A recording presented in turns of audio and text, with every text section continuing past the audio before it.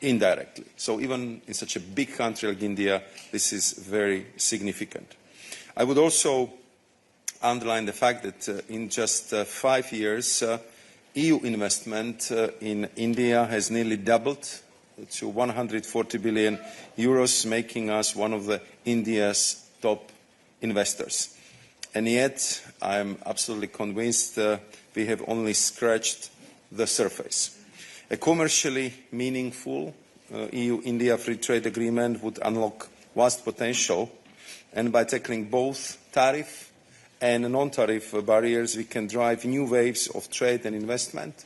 We can strengthen our supply chains, and we would help safeguard open, rules-based global commerce.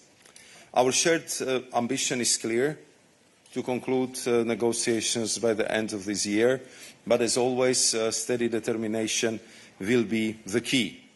And we still have some ground to cover. As you probably know, I traveled to India last week. It was already my third visit this year in an effort to advance the negotiations, which have now reached 13 rounds. I must admit, however, that I hoped for more progress to be achieved last week. I remain in frequent contact with my counterpart, Minister Goyal, as there is undoubtedly much to gain for both the EU and India if we get this right, and this is on what we are focusing right now. Thank you. Thank you to both HRVP and Commissioner Sefcovic. We open the floor to questions on the EU-India strategic agenda. Yes, please. Thank you so much for giving me the floor. Zoriana Stepanenko, Radio Free Europe. My first question is for Commissioner Sefcovic. So given the fact that the European Union is proposing a new strategic agenda to raise bilateral relations with India to a higher level, are you ruling out the prospect of imposing the secondary sanctions, the tariffs against India following the step taken by the United States? And will you address the purchases of Russian oil by India at the next summit scheduled for the beginning of 2026, as High Representative Kallas just mentioned? And my second question is to High Representative. So presentation of the 19th sanctions package is delayed. Could you brief us how the coordination with the United States is going regarding this sanctions package and sanctions policy in general? And for now, plenty of the EU diplomats are voicing the concerns that the United States President, demanding from the EU to make the sanctions tougher, actually is looking for the pretext to postpone his own sanctions. Do you share this feeling, and how optimistic are you when it comes to reaching the deal on sanctions with the US leadership? Thank you. The second goes beyond the topic, so I'll leave it to HRVP to see if she wants to address it now already. Okay, so I'll start with the first part of the question. I think that you've been following the developments in the European very closely. So you know that if it comes to the imposing the sanctions and to fulfilling them, that I would say we are the most responsible international actor on this planet. I don't think that any other economy did more in that regard than the European Union, and I'm sure that HRVP would address this question. And concerning the Russian oil and gas, we have very clear plans how we are phasing out both oil and gas, and we even accelerated the pace how this should happen. And we have also very strong measures adopted against circumvention on our sanctions. So I think this is quite well known, and this will be the toolbox we will be using in this regard. We are, of course, coordinating very closely with the United States, but also with other G7 partners, because we believe that if G7 acts in the same manner, of course, the impact it's much stronger. And it was, I think, actually only last week where the EU special envoy for sanctions, David O'Sullivan, was in the US. They had an in-depth discussion on all aspects of this question, And as far as I know, this is the topic which is also discussed between the United States and India, because when I was leaving India, I understand that US top trade negotiator was just arriving to the New Delhi. So I believe that this is also the issue which they are discussing among themselves. Yes, HRVP. Yes, thank you. So partly already the answer was there, but the 19 package, we are working on this and closely coordinating also with the Americans. Of course, in the end, we are responsible for our decisions and we have a very straight and understandable course. We need to be stronger on sanctions and move forward. And of course, we are trying to work together with our US partners to do the same. Thank you. Yes, please. Good afternoon, Cornvelst for Politico. I was wondering, is this the right moment to have a strategic agenda with India when indeed they are joining Russian military exercises and are increasingly buying more oil despite EU sanctions on infrastructure in India? How do you hope to, let's say, move forward from this particular moment that India is actually forging closer ties with Russia in this particular time? Thank you. Yes, thank you. This was the discussion also we had in the college, to be very clear that we are having clear areas of disagreement with India regarding these issues. Yesterday, I had also a call with the External Affairs Minister of India regarding these issues. I mean, participating in military exercises, purchase of oil, all these are obstacles to our cooperation when it comes to deepening the ties. And if you read the communication, it also addresses these points. So it is, of course, we are living in this very turbulent times and we need to build partnerships and the question is always whether we leave this void to be filled by somebody else or we try to fill it ourselves. So deepening the ties also with India in order to really not push them to the Russia's corner was the agreement by the college. Good. Yes, Joachim. Hi, Joachim Clementi, Estonian Public Broadcasting. I think I have a rare opportunity of translation, so I'll do it in Estonian. Mis me siis teeme, kui India lihtsalt ütleb... Okay. Seconds. One of the languages still. Mis me siis teeme, kui India lihtsalt ütleb, et aga see ei ole meie mure, et me ostame Vene toornaftat ja seda rafineerime, et me käime Venemaa õppustel. Kas siis on ka variant, et me jätame selle vabakaubandusleppe sõlmimise lihtsalt katki või me saame ka kuidagi nii teha, et ühe käega teeme vabakaubandust ja teise käega laome osadele India ettevõtetele mingisuguseid sanktsioone peale? Mis me siis teeme, kui India ütleb, et aga meid ei huvita? Ja, aitäh küsimuse eest ja võimaluse eest vastata siin eesti keeles, nii et te kõik kuulete meie ilusat keelt ka. Aga tõepoolest, need arutelud olid ja jäi just see kokkulepe, et meil peab alati olema võimalus astuda sammuke tagasi sellest ja olla ka väga selged, kui me räägime oma India siis osapooltega, et need on need takistused, mis meie koostööl ees on. Ehk siis, kui lugeda ka seda kommunikatsiooni, mis me selle uue India strateegia kohta oleme esitanud, siis seal need tingimused on ka sees ja see, et kõik neid tingimusi peaksid tõstma. No, kui me mõtleme, siis Indial on sellest suhtest sama palju võita, kui Euroopal on sellest suhtest võita. Ma arvan, et see on mõlema huvides ja seetõttu on mõlema huvides ka võtta arvesse nii Euroopa muresid ja siis huvisid kui siis vastupidi. Nii et see on alati kahepoolne, aga need on need probleemid, mida me kindlasti tõstatame ja need on need probleemid, kus meil esialgu siis ühtset arusaama ei ole. Yeah, Joachim, may I have a follow-up?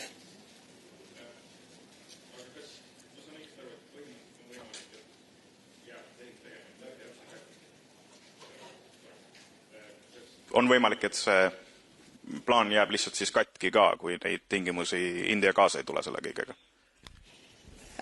Läbirääkimised on alati läbirääkimised ja kuniks ei ole kokkulepet kõigis tingimustes, ei ole kogu kokkulepet. Nii et see on alati ka meie meeskonna, läbirääkimiste meeskonna suur ülesanne kõiki neid asju arvesse võtta. Nii et jah, seni kuni ei ole kõikides tingimustes kokku lepitud, siis seni kokkulepet ei ole, aga see huvi nendes tingimustes kokkuleppele jõuda on mõlemal poolel olemas, kui me võtame arvesse nii huvisid, muresid, kui siis neid probleeme, mis meie suhtes on.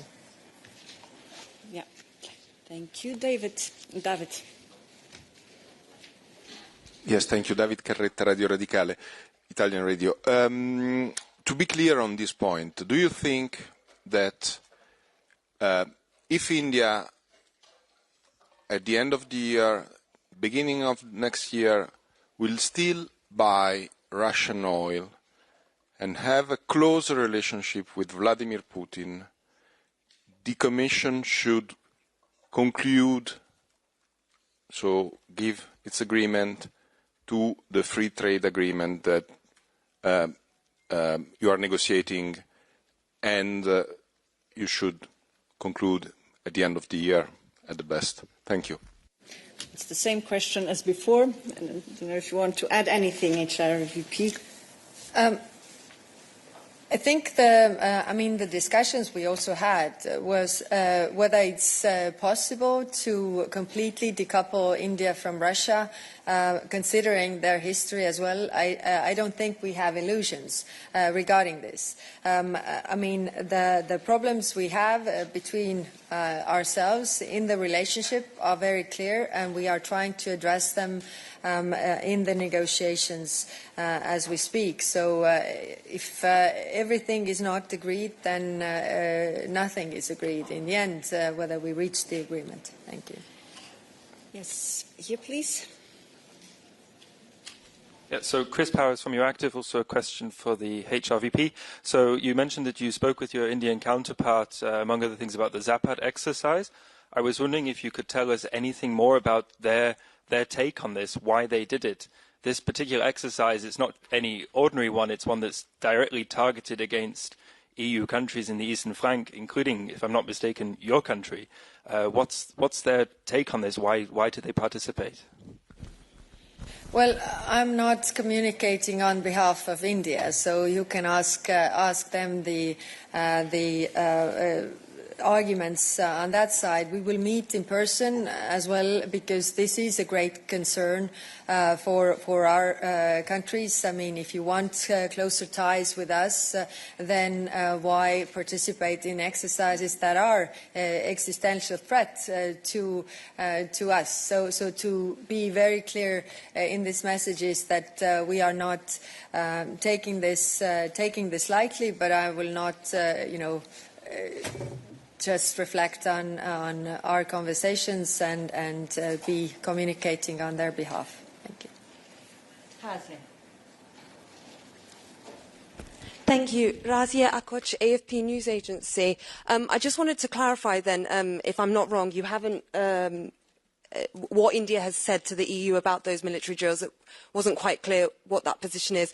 And if you will allow me to get philosophical, I think potentially this question is for you, Madam Kallas, but maybe for Commissioner Sefcovic as well. Because in terms of trade, it's such it's a priority for the European Union. And we're in the age where the concept of the rules-based international order, I mean, that's a whole other philosophical debate that we can go into. But considering trade is mutually beneficial for both sides, I'm then asking you whether trade can be separated from this agenda, because I read the document, you speak about defence security, but will trade always be something that you'll continue on? Because as you yourself said, you have no illusions about whether this can change. So I just kind of wanted to ask about whether, because trade is, I mean, it's so geopolitical and so separate from the issues of yesteryear and the way that we look at it, and you mentioned shift in paradigm once upon a time yourself. Just wanted to know if the European Commission is looking at these issues with a bit more maybe pragmatic, realpolitik view. Thank you. Thank you. If you look at the communication, you can see also that it has different parts. And when I'm talking about also these concerns and disagreement, it's about the defense and security partnership that we are building. So the trade relations, of course, we also need it's mutually beneficial, and the trade people are working on that. But our teams are addressing also the concerns we have in other files, because it definitely impacts our relationship. So clearly we are in this world, like you say, that world order is changing. It is in our interest to defend the international rules-based order, and it's also in the interest of India to defend this. So considering the breaches of the international law, we should be on the same side. Yes. Commissioner? Allowed to complement the answer of HRVP. I think what is very important, and it's our constant message to our Indian counterparts. Of course, we are fully aware of enormous potential for our mutual trade. Of course, we saw all very impressive projections how the Indian market and Indian economy would grow. And I was making a different public events in New Delhi last week. The huge accent on the fact that we are the biggest trading partner for India, that thanks to the European company, there is 8 million people employed in India. And if we would have the free trade agreement, that this was clearly grow. So the potential is clearly there. But what is, I think, very, very important, and that was the message when we've been leaving the New Delhi, what we need is commercially meaningful, fair agreement. And I need the understanding of my Indian counterparts that it must be fair and balanced, because this is the very important free trade agreement, which, of course, in the European Union has to be approved by the member states and by the European Parliament. And they will look at every single aspect of this agreement. And therefore, we have all the understanding of the fact that India is developing fast, that we have different starting positions, and we also set very clear baselines from where we are starting, where we would like to conclude and to end. But in the end, of course, everything has an impact on these negotiations, because we had to create also political ambience, political climate, that we have a good deal, which is fair, which is balanced, which is commercially good for both partners. And, of course, it has to happen in the atmosphere where this agreement would be supported by the member states and by the European Parliament. But the discussion which we have today, and I would like to thank High Representative Vice President for presenting our relationship with India from all aspects, because it's about strategic choices. And clearly, India is a strategic partner from any angle you would look at it. If you look at it from the geopolitics, if you look at it from the geoeconomics, if you look at it from the potential point of view, if you look at it from in which region India finds herself, and also the history and potential future of our cooperation. So from this aspect, the decision also by the college was that today we will have a thorough discussion. We will adopt the strategic communication, and of course we will communicate very sincerely and openly about this discussion, about the pluses, minuses, the challenges which are ahead of us to our Indian partner. Because only through the discussion and sincere and honest debate you can forge strong relationship, and this is what we want. And that was the spirit which we all felt when we've been in New Delhi as a whole college, talking to the whole government, I think in the first time of the history of the European Union.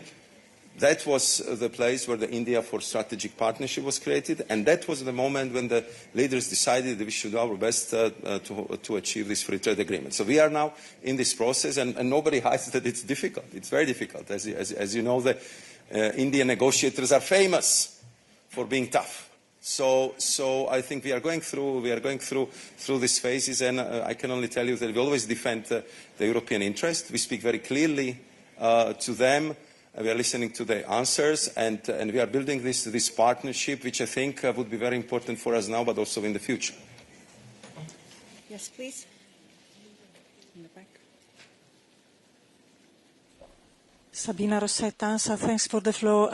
In the joint communication, there is the willing of conclude an agreement on geographical indications. Is you ready to recognize the basmati as Indian? Thank you. Now we are in super nitty-gritty rice questions. So, of course, if you are talking about rice and India and basmati and Pakistan and all these things, so I think we could be here for a very, very long time. What I would like to say is that this is, of course, one of the issues which is on the list, which was discussed, which will be discussed. I was very happy that my good colleague, Commissioner for Agriculture, Mr. Hansen, was there with me, so we can really have very frank and open exchange on all categories of the agricultural products. But I would prefer to inform about the results once this chapter is closed, and it hasn't happened yet. So there is still work to be done, and once it's done, I'll be very happy to come here with Christoph and inform you about the positive outcome. Very good. And we'll take the two final questions on EU-India strategic agenda. Jorge. Hello, Jorge Liboreiro with Euronews. We spoke a lot about Russia, but there's another big important country with which India maintains very close relations, and that is China. How do you position this closer partnership between EU and India in respect to China? How do you see this playing out in this geopolitical chessboard? Thank you. Thank you. Very good question. I think this is part of the bigger picture. This is clear when we look all around the world. Then if we are not building those partnerships, then this void is filled by China and other actors. And if we look at the geopolitical power, really, we need to have those partnerships, and that's why we are moving also forward to find additional partners to counterweight the economic might that comes from China, or the problems that we have with China regarding economic coercion, regarding unfair trading practices, and therefore our answer is to build a relationship with other countries, including the biggest democracy, India, the large and growing economy like India is. Thank you. And we take a final question. I see a hand there. Thanks very much. Hi, Rep, this is for you. I'm sorry, maybe I didn't understand. Are you saying it is a condition of the EU for India to stop purchasing Russian oil for this strategic cooperation to go through? And secondly, if we could get clarity on, is the EU planning to impose tariffs, as reportedly Washington wants, up to 100% on India? And for the Trade Commissioner, could we get some sort of an understanding and update on how's the conversation going on agriculture tariffs? Is the EU being a bit more considerate, as the Indian diplomats would put it, towards their concerns in the agriculture sector? Are they listening to your concerns when it comes to auto industry and other areas? Thank you. Thank you.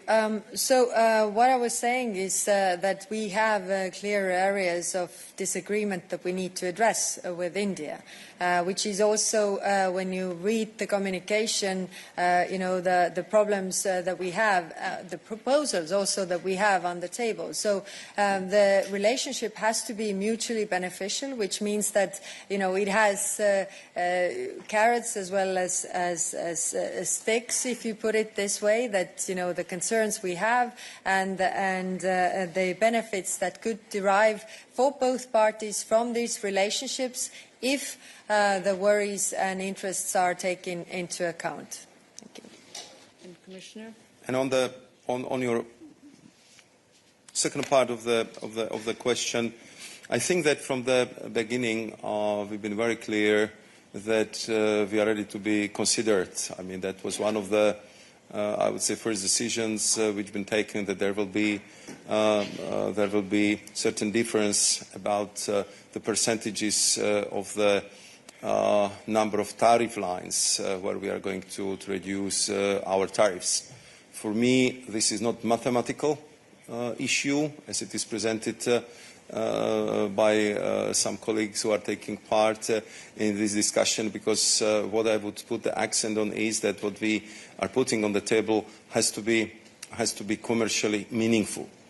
Sometimes the number of tariffs is not actually telling the whole story, because you might have non-tariff barriers, you might have different kind of measures through which say administrative power, you actually are making it for the businesses very, very difficult. So for me, also, I would say this part of the negotiations, like, for example, the QCO's question, so-called qualitative controls in India, are quite important, because this is what I hear from our businesses and from the industry, that it's something we should definitely look at. And on, I would say, the agriculture parts, again, it was, I think, first meeting I had with my friend and esteemed colleague Piyush Goyal, that simply some of the sensitive products for the both sides we just leave aside if we want to make a progress, and we know which they are. I think we agreed upon them early on. Therefore, I was really hopeful that with all this understanding, we could close agriculture chapter already last week. Unfortunately, it was not possible. We'll have another try, but we also need the understanding from Indian side that we also have our constituency, we also have our audience, and I have to bring the agreement to the member states, European Parliament, and my colleagues in the college who would support it, that it has a chance not only to be agreed between us, but fully ratified, implied, and bring what we in European Union strongly believe: much bigger investment, much bigger trade, and much more jobs created in India, but also in Europe, thanks to the growth of the trade.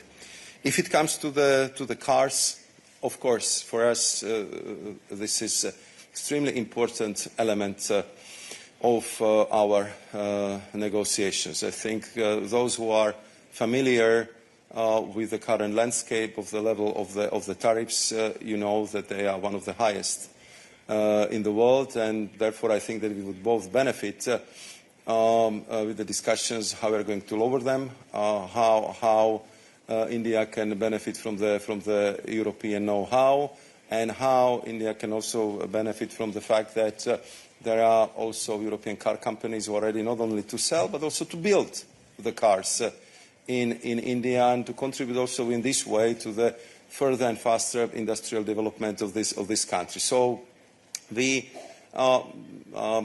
discussed the different landing zones, what could be done in that regard. Again, we will not be able to conclude the discussion on this, but I think that we understand each other points much better than before, and it would help us to prepare for the next round of discussions and negotiations. And I believe that if we would have what I think in the last mile is usually the most important political will to conclude, we will.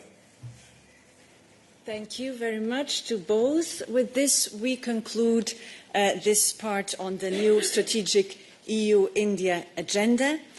We will now be joined by Commissioner Suica and remain in the company of HRVP Kallas and Commissioner Sefcovic to address the other point on the agenda of today's college, which concerns the package of proposals on EU-Israel relations. So while we wait for Commissioner Suica to join us, I'll already give the floor to Commissioner Sefcovic to address the trade part of the measures with regard to EU-Israel relation. Commissioner Sefcovic. Thank you very much. First and foremost, HR VP already presented the